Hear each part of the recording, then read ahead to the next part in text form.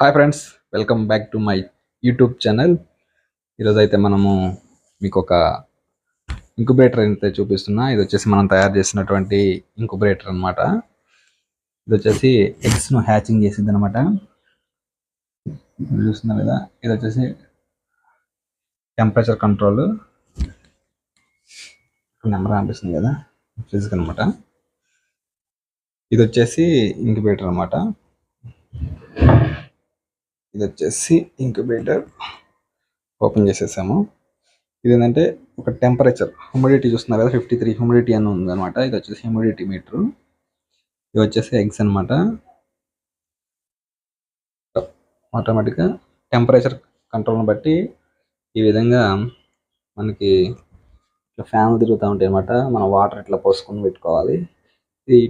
ఈ టెంపరేచర్ తోటి మొత్తం ఎగ్స్ అన్ని హ్యాచింగ్ అవుతాయి అనమాట. దీనికి గాను మనం ఇన్వర్టర్ అనేది మనమైతే ఇంక్యుబేటర్ని మన ఇన్వర్టర్కి కనెక్షన్ ఇచ్చుకోవాలన్నమాట. ఎందుకంటే అప్పుడప్పుడు కరెంట్ పోయినప్పుడు దాంట్లో టెంపరేచర్ వల్ల ఎగ్స్ అనేవి ఖరాబ్ అవుతాయి అనమాట. మనం ఈ విధంగా ఇన్వర్టర్ని అయితే సెట్ చేసుకోవాలి. మనం అయితే ఈ ఇన్వర్టర్ నుంచే దానికి సప్లై అయితే తీసుకున్నాం.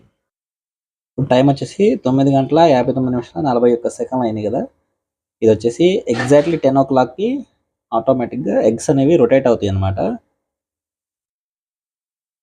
తెలుసు, 10 o'clock అయింది.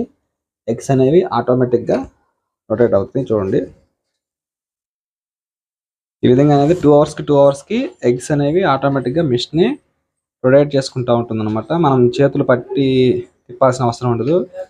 ఆటోమేటిక్గా అదే రొటేట్ చేసుకుంటూ ఉంటుంది. మీరు చూస్తున్నారు కదా. సక్సెస్ రేటు ఎంతవరకు వస్తుందో చూడాలి. అన్నీ అయితే పర్ఫెక్ట్గా ఫాలో అవుతున్నాము. లాస్ట్ టైం వేసినప్పుడు మనం 22 ఎగ్స్ వేసినప్పుడు 18 చిక్స్ అయితే వచ్చినాయి అనమాట. ఈసారి ఎన్ని చిక్స్ వస్తాయో చెక్ చేయాలి. ఓకే ఫ్రెండ్స్, మన వీడియోస్ నచ్చితే లైక్ చేయండి, షేర్ చేయండి, సబ్స్క్రైబ్ చేసుకోండి. ఇది 1 minute పాటు తిరుగుతూనే ఉండేది. 1 minute పాటు తిరుగుతూనే ఉండేది. హ్యూమిడిటీ చెక్ చేసుకోవాలి. తర్వాత వాటర్స్ అనేవి చెక్ చేసుకుంటూ ఉండాలి. అన్నీ చెక్ చేసుకుంటా 21 daysకి చిక్స్ అనేవి బయటకు వస్తాయి. ఓకే ఫ్రెండ్స్, ఓకే ఉంటా, బాయ్.